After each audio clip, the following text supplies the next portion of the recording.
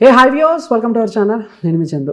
So ఇప్పుడు present ఎక్కడ విన్నా ఎక్కడ చూసినా ఇరుముడి ఇరుముడి ఇరుముడి.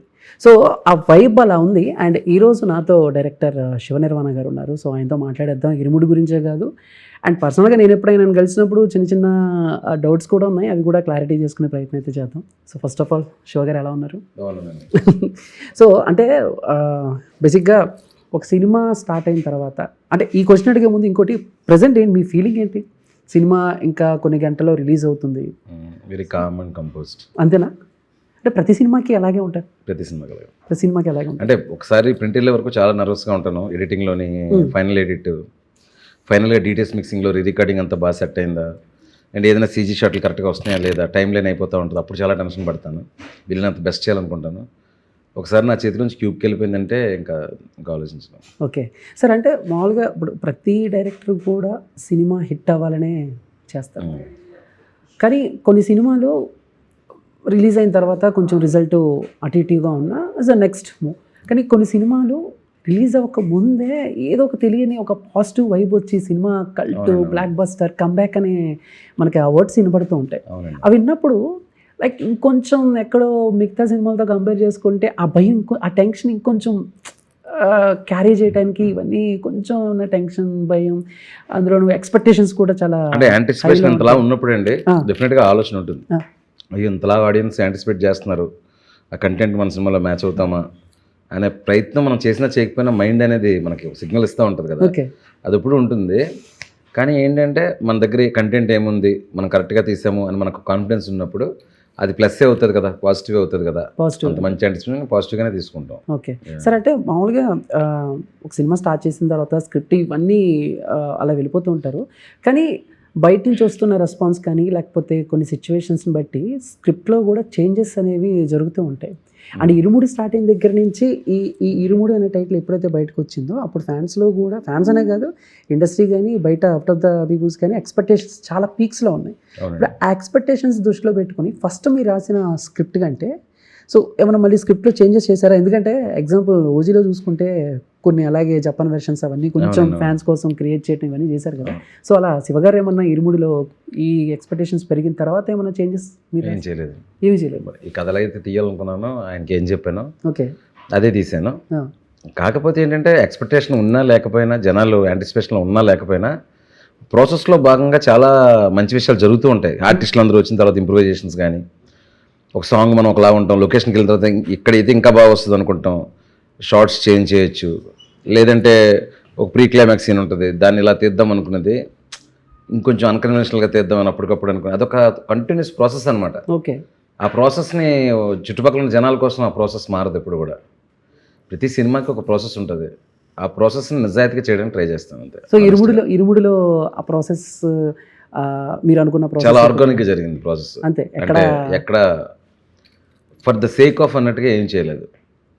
సినిమాని నేను ఫీల్ అవుతూ, నేను ఎమోషనల్ అవుతూ, మిగతా టీం అందరికీ ఒక ఎమోషనల్ కనెక్ట్ ఇస్తూ, అందరూ ది బెస్ట్ సినిమాకి ఇచ్చేలాగా చూసుకున్నాను యాజ్ ఎ డైరెక్టర్గా. ఓకే సార్, అంటే ప్రతి కథ పుట్టడానికి ఒక కారణం ఉంటుంది, సో ఒక సిచ్యువేషన్ ఉంటుంది, ఒక ఇన్సిడెంట్ ఉంటుంది. సో ఏంటి సార్, అంటే ఇరుముడి కథ మీకు ఎప్పుడు, ఎక్కడ, ఎలా పుట్టింది, ఏంటి అని అంటే కొంచెం డీప్గా ఏమన్నా దాని గురించి?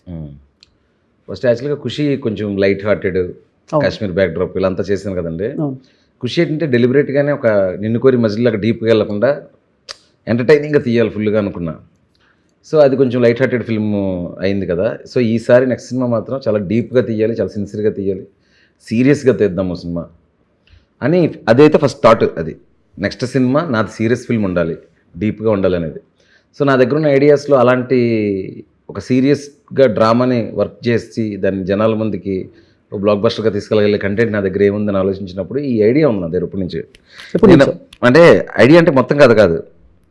మా ఊర్లో అయ్యప్ప స్వామి గుడి ఉంది మాకు ఇంటి దగ్గరలో. కార్తీక మాసం రాగానే వినిపిస్తుంటే నా ఫ్రెండ్ సర్కిల్లో ఒక 15 మంది ఫ్రెండ్స్ ఉన్నారంటే కనీసం 2-3 అందులో వేస్తారు.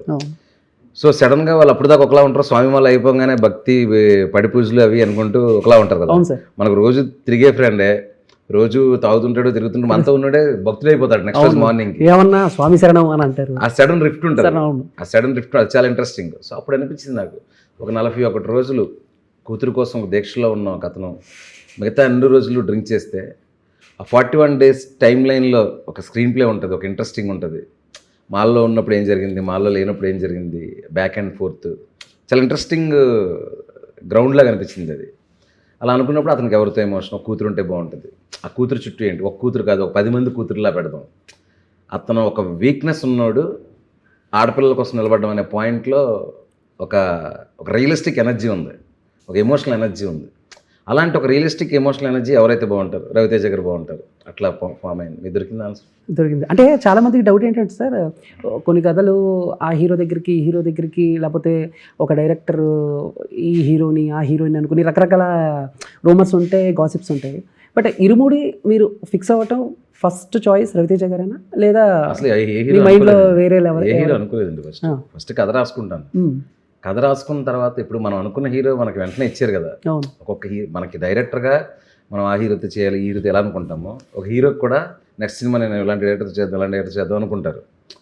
సో ఏంటంటే మన పని ఏంటి, మనం కథ అంతా రాస్తున్నా, ఈ కథకి ఎవరు సరిపోతారు, ఓకే ఇతను సరిపోతారు, ఇతను సరిపోతారు, వీళ్ళిద్దరు సరిపోతారు.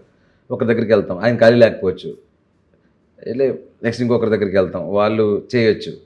సో అలా వెళ్ళినప్పుడు కథ మొత్తం రాసి లక్కీగా రవి గారి దగ్గరికి వెళ్ళినప్పుడు ఫస్ట్ నరేషన్లోనే కథ ఓకే అవ్వడం, ఆయన బాగా సూట్ అవుతారని నేను మన ప్రొడ్యూసర్ రవి గారు ఇద్దరు అనుకోవడం, ఓకే అలా ముందుకెళ్ళేది. సార్ అంటే మామూలుగా చాలామందికి ఏంటంటే ఒక అది మిత్ అనుకోవాలి, వాట్ ఎవర్ ఏదైనా అనుకోవచ్చు. అండ్ హిట్స్లో ఉన్న వాళ్ళతోనే సినిమాలు చేస్తే బాగుంటుంది అన్న మైండ్ సెట్లో కొంతమంది ఉంటారు. కొంతమంది లేదు, మన కథకి ఈ హీరో సెట్ అవుతాడు, అంతకుముందు ఆ హీరో ఏ సినిమా తీసినా రిజల్ట్ ఎలా ఉన్నా ఏంటని చెప్పేసి కొంతమంది గో విత్ ఫ్లో అవుతూ ఉంటారు. బట్ శివ గారు ఎలాంటి మైండ్ సెట్లో ఉంటారు అంటే చాలామందికి డౌట్ ఏంటంటే మేబీ అంటే ఆఫ్కోర్స్ రవి గారు మంచి సినిమాలు అందించారు, కానీ ఇంతకు ముందు కొన్ని సినిమాలు చూసుకుంటే ఎక్కడ కొంచెం ఫెయిల్ అయిన సిచ్యువేషన్స్ ఉన్నాయి. నన్ను ఎవరు గట్టిగా నమ్మితే వాళ్ళతో సినిమా చేయాలనిపిస్తుంది. అంటే ఫస్ట్ ఏంటంటే కథ మొత్తం చెప్పిన తర్వాత నాకు కొంచెం అంటే క్రియేటివ్గా నేను చేయాలనుకునే దాన్ని అన్నీ ఎక్స్ప్లెయిన్ చేస్తాను, అన్నీ చెప్తాను. ఆ ఫ్రీడమ్ ఇచ్చి నా మీద నమ్మకం ఉన్న హీరోతో నేను కంఫర్టబుల్గా చేయడానికి ఇష్టపడతాను అన్నమాట. అంతే అంతే. రవితేజ గారు ఎంతవరకు కంఫర్టబుల్? 100%. ఒకసారి కథ చెప్పాను అంతే. ఆయన మానిటర్ కూడా చూడరు. ఆయన Shiva I believe in you అని అంటారు, చాలా స్పేస్ ఇచ్చారు. అప్పుడు ఏంటంటే మన మైండ్ ఫ్రీగా ఉంటుంది అనమాట. మనం ఏదైనా ఎక్స్ప్లోర్ చేయొచ్చు, ఏదైనా ఇంప్రూవైజేషన్ చేసుకోవచ్చు. అన్న ఇలా కదా అలా అనుకుంటున్నాను, నీకు అప్పుడు అలా చెప్పాను కదా, దానికంటే ఇది బెటర్ అనిపిస్తుంది. బట్ ప్రతిదీ చెప్తాను, హీరోకే కాదు ఎవరికైనా సరే స్టోరీ క్లియర్గా చెప్తాను. నెక్స్ట్ ఏం చేయను, ఒక చిన్న లైన్ మార్చినా కూడా ఇది ఇందుకు మార్చానని చెప్తాను, దానికి ఒక ఎక్స్ప్లెనేషన్ ఇస్తాను. ఎందుకంటే హీరోస్ అనేవాళ్ళు ఏంటంటే వాళ్ళు 100% బిలీవ్ చేస్తేనే అలా ఇవ్వగలరు. మనం ఏదో నమ్మామని చెప్పేసి వాళ్ళు చేసేలేరు. సో 100% వాళ్ళు బిలీవ్ చేశారు అనుకుంటేనే వాళ్ళతో చేస్తాను. ఓకే. వాళ్ళకు ఓకే ఉన్నా 70% నమ్మి 30% ఏదో సెట్లో చూసుకుందాము చెప్పి చేయించుకుందాం అంటే చేయలేను. Okay sir. అంటే ఇరుముడి పక్కన పెట్టి కాసేపు సో బ్యాక్ టు మీ సినిమాల గురించి మాట్లాడితే, సో అన్నీ కూడా so human emotions, love and చక్కగా ఒక క్లారిటీ ఉంటుంది. చక్కగా ఏదో అది మణిరత్నం గారి సినిమా చూస్తున్న ఫీలింగ్ అయితే వస్తుంది, ఇస్ పర్సనల్ ఒపీనియన్. బట్ టక్ జగదీష్ గురించి మాట్లాడుకోవాలి సార్. అంటే టక్ జగదీష్ చాలామంది కొంతమందికి కొంచెం మిక్స్డ్ టాక్స్ ఉన్నా నా వరకు వచ్చేసి గుడ్ ఫీలింగ్. నేను ఆ రోజు ఆ పోస్టర్స్ అన్నీ చూసి మిడ్ నైట్ రిలీజ్ అయింది, మీకు గుర్తుందో లేదో, ఆ కరోనా టైంలో. ముఖ్యంగా ఫ్యామిలీ ఎమోషన్స్ని మీరు ఒక సీన్ ఉంటుంది, జగపతి బాబు గారు రిలేషన్ అయ్యి ఇంటికి వస్తారు, అందరూ వచ్చేసరికి అంటే నాన్నగారు అప్పుడే వస్తారు, నాన్నగారు అప్పుడే వచ్చి షూ ఇప్పుతూ ఉంటే మదర్ అంటుంది వాడి అన్నీ డబ్బుతో ఏదైనా చేయగలను అన్న మైండ్ సెట్, నీ దిష్టే తగిలింది, అది వాడి దిష్టే తగిలింది నీకు అని చెప్పంగానే, అంటే అప్పుడు వరకు ఫ్యామిలీని కలపడానికి ఎంతో కష్టపడ్డ వ్యక్తి ఆ మాటలు వినగానే మళ్ళీ కన్నీళ్ళు పెట్టుకుని అలాగే బయటకు వచ్చేస్తూ ఉన్నప్పుడు కూడా ఎక్కడో ఒక తెలియని ఒక అమాయకత్వం ఉంటుంది. ఏదో మైండ్ అంతా ప్రవీణ్ గారు వచ్చి కూడా కీస్ ఇస్తే జేబులో పెట్టుకుంటారు, మళ్ళీ జేబులో పెట్టుకున్న తర్వాత ఆ ధోరణి ఏంటి అక్కడ కట్టేశారు, తీసుకెళ్ళి లోపల కట్టండి కీసే అనగానే సరే ఇచ్చాను సార్ అన్న ఇచ్చావా అని చెప్పేసి లేదు సార్. అంటే అదే చెప్తున్నాను, అది అయిపోయిన తర్వాత అక్కడ దాకా సీన్ వండర్ఫుల్. బట్ నాకు ఇంకా మీ రైటింగ్ ఎక్కడ నచ్చిందంటే అది అయిపోయిన తర్వాత హీరోయిన్ దగ్గరికి వెళ్ళి నేను ఎలా ఉంటాను అంటే బాగానే ఉంటావు అని, అలాగే చూస్తాయిగా ఉన్న మొరటగా మొండిగా ఉంటాను. ఈ అసలు ఆ రైటింగ్ పీక్స్ ఉంటుంది సార్, నాకు నిజంగా ఆ సీన్ హైలైట్. సో అంటే ఎలా సార్ ఎలాగా రాస్తారు ఏంటి అంటే అసలు దానికి తోడు రెయిన్ ఎఫెక్ట్ ఆ సీన్కి కొంచెం ఏమన్నా డీటెయిల్గా కొంచెం. So one of the I think ఒక్కొక్క రైటర్లోనే ఒక్కొక్క డైరెక్టర్లో ఎవరిలోనైనా సరే ఫస్ట్ మనిషి ఉంటాడు.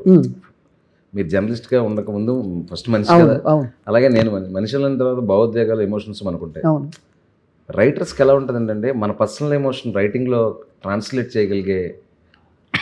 చేయగలిగినప్పుడు మనకు అలా ట్రాన్స్లేట్ చేయడం ఇష్టమైనప్పుడు, నిన్న వేరే ఇంటర్వ్యూలో ఎక్కడో చెప్తున్నానండి, నాకు మిడిల్ క్లాస్ ఫ్యామిలీస్లో ఉండే కాంప్లెక్సిటీ చాలా ఇష్టం.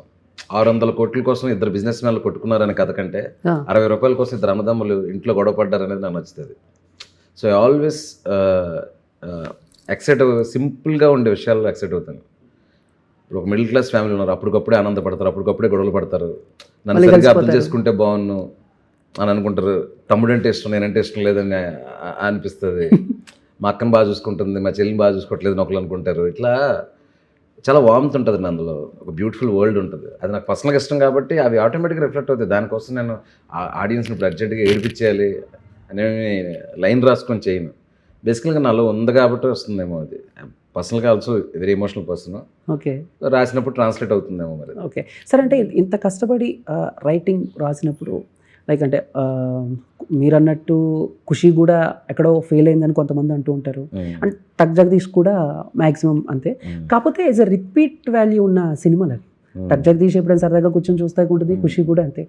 బట్ మీకు ఎలా అనిపిస్తుంది అంటే ఎక్కడో కొంచెం అరే మనం ఇంత కష్టపడి చేసాం కదా, ఈ సినిమాకి ఎక్కడ ఫెయిల్ అయింది ఏంటి అని ఇలాంటి ఫస్ట్ క్రిటిక్ మీరేనా లేదా లైట్ తీసుకుంటారు? ఉంటుంది కదండి. ఇప్పుడు మనం సినిమాలు నచ్చిందని చెప్పిన వాళ్ళు కూడా వాళ్ళే కదా. సో సడన్గా ఒక సినిమా అంత నచ్చలేదు అని చెప్పినప్పుడు మనం ఎందుకు నచ్చలేదు, ఇది బాగుంది కదా అని అనలేం కదా. నచ్చిందని చెప్పేది తీసుకోవడమే. పీపుల్ ఎక్కడో అయితే మనం ఎక్కడ మిస్టేక్ చేసాము, ఇంకొంచెం కన్ఫ్యూజన్ లేకుండా స్ట్రైట్గా పాయింట్ మీద ఇంకొంచెం డీప్గా వెళ్ళాల్సింది. ఇప్పుడు టక్ జగదీష్ ఉంది ఫర్ ఎగ్జాంపుల్కి, సెకండ్ హాఫ్ స్టార్ట్ అయ్యేసరికి ఊరి కథ కుటుంబం కథ అంటే ఇద్దరు అన్నదమ్ములు ఎప్పుడు కలుస్తారు అనేది బేస్ చేసుకుని ఉంటే ఇంకా బాగుండేది. అందులో విలన్ల మీదకి వెళ్ళి హీరో విలన్ కథ సగం చెప్పాను, కుటుంబాన్ని ఎలా కలుపుతారు సగం చెప్పి ఎక్కడ బ్లెండింగ్ దగ్గర కొంచెం ఓకే బెటర్ చేయాల్సింది అనే ఫీలింగ్ వచ్చింది. ఫీలింగ్ టెక్నికల్గా కూడా కొంచెం రియలిస్టిక్ స్పేస్లో తీసి ఉండాల్సింది. అప్పుడు ఓటీటీ కూడా ఎప్పిల్ అయ్యేదని. అప్పుడు నాకు తెలియదు కదా ఓటీటీకి వెళ్తాను. నేను ఏమనుకున్నాను, టక్ జగదీష్ అనే సినిమా very very melodrama film. అవును సార్. అంటే అన్నదమ్ములు అక్కచెల్లు ఊర్లలో రాజమండ్రి వైజాగ్ చిన్న చిన్న ఊర్లలో వెళ్ళిపోవాలి సినిమా అని తీసిన cinema. So called IMDb intelligence కోసం తీసిన సినిమా కాదు అది. అవును సార్ అవును. అది తీసి అర్ధరాత్రి 1 గంటకి అంత సెంటిమెంట్ సినిమా తీసి ఓటీటీలో వేసి ఆ సినిమా బాగాలేదంటే నేను సమాధానం ఏం చెప్తాను? కానీ మీరు కూడా మంచి పాట పాడారు సార్ సినిమాలో. ఏం పాట? అదే సార్ అది సరదాగా అక్కడ ఒక ఆదికేశవ నాయుడు కొడుకు వచ్చాడు ఊర్లోకి, టక్ చేసుకుంటాడు టక్ జగదీష్. టక్ మీద ఏదైనా సరదాగా ఉంటే బాగుంటుంది నాన్నగారికి చెప్తే దాని లిరిక్స్ కూడా నేను రాసినప్పుడు ఆయనకు వాయిస్తో పంపించాను. వాయిస్తే ఇది పాడే నువ్వు అన్న. నేను పాడలేదు, అడిగారు అసలు వద్దండి బాబు, నా వాయిస్ నాకే చిరాకు అసలు అంటే, నువ్వు పాడతావా లేదు, చాలా ఇన్సిస్ట్ చేశారు. అప్పుడు వద్దు సార్ వేసుకుంటారు ఫుల్గా, రే ఈ డైరెక్షన్లు చేయరా బాబు, ఇది ఎందుకంటే నేను చూసుకుంటాను, నువ్వు పాడు అన్నారు అనమాట. లేదు సార్ అదిరిపోయింది, చాలా బాగా పాడారు, ఏదో ప్రొఫెషనల్ సింగర్ పాడారు శివ గారు. Okay coming to Irumudi sir. ఇరుముడిలో స్క్రిప్ట్ రాసేటప్పుడు కానీ అండ్ సెట్స్ మీదకి వెళ్ళిన తర్వాత కానీ శివ గారికి బాగా ఛాలెంజింగ్ అనిపించిన, ఈ స్క్రిప్ట్లో మీకు బాగా ఛాలెంజింగ్ అనిపించిన మూమెంట్స్ కానీ సిచ్యువేషన్స్ కానీ లేకపోతే ఏంటి సార్? ఎలాంటి అంశాలు మీకు చాలా ఛాలెంజింగ్ అనిపించాయి బాగా తీయాలంటే? ఈ సినిమా లౌడ్గా ఉండదండి. మీ ట్రైలర్లో పేస్ చూసి మీకు అలా అనిపిస్తుంది, కానీ చాలా సెటిల్డ్గా ఒక పాయింట్ వరకు ఒక చిన్న స్లో బర్నర్లా ఉంటుంది. ఒక పాయింట్ వచ్చిన తర్వాత నేను చెప్పాను కదా, ఒక ఫియర్ ఒక టెన్షన్తో చూసే ఫ్యామిలీ డ్రామా అనేది నేను ఇప్పుడు వరకు అలాంటి పదాలే వినలేదు అసలు. అంటే ఇప్పుడు ఫియర్ టెన్షన్తో ఒక థ్రిల్లర్ అంటే అర్థం అవుతుంది. ఇప్పుడు ఇంత యాంటిసిపేషన్ కూడా ఎందుకు వచ్చిందని నేను అనుకుంటున్నానంటే, అసలు ఇంటెన్స్ సీరియస్ ఫ్యామిలీ డ్రామా ఏంటి? ఫ్యామిలీ డ్రామా అంటే అయితే సరదాగా ఉంటుంది, లేదంటే ఎమోషనల్గా ఉంటుంది.